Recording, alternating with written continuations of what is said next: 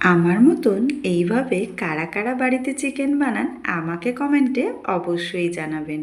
500 গ্রাম medium সাইজের chicken নিয়ে marinate করে নিচ্ছি গোলমরিচের গুঁড়ো আর লবণ দিয়ে। খুব ভালো করে এটাকে ম্যারিনেট করে নিয়ে 30 মিনিটসের জন্য রেস্টে রেখে দিলাম। কড়াইতে সাদা তেল গরম করে ফোড়নে দিয়ে দিচ্ছি চিড়ে রাখা কাঁচা লঙ্কা আর গোটা গরম মশলা। এবারে দিয়ে দিলাম পেঁয়াজ কুচি, হালকা ব্রাউন করে ভেজে নিচ্ছি পেঁয়াজটাকে।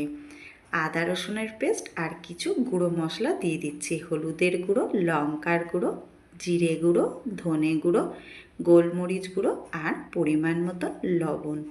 গ্যাসের ফ্লেমটাকে মিডিয়ামে রেখে খুব ভালো করে মশলাটাকে কষিয়ে নিলাম।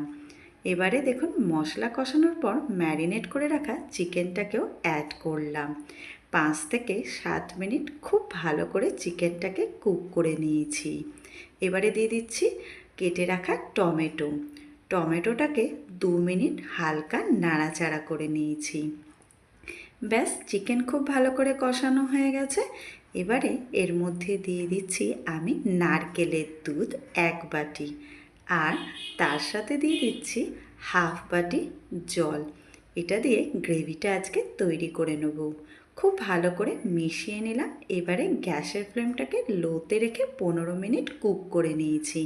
15 মিনিট বাদে দেখুন গ্রেভিটা সুন্দর মাখা মাখা হয়ে গেছে আর চিকেনটাও সুন্দর সিদ্ধ হয়ে গেছে। সবশেষে ওপর দিয়ে গরম মশলার গুঁড়ো ছড়িয়ে মিশিয়ে নিলাম আর গ্যাসের ফ্লেমটাকে বন্ধ করে দিলাম।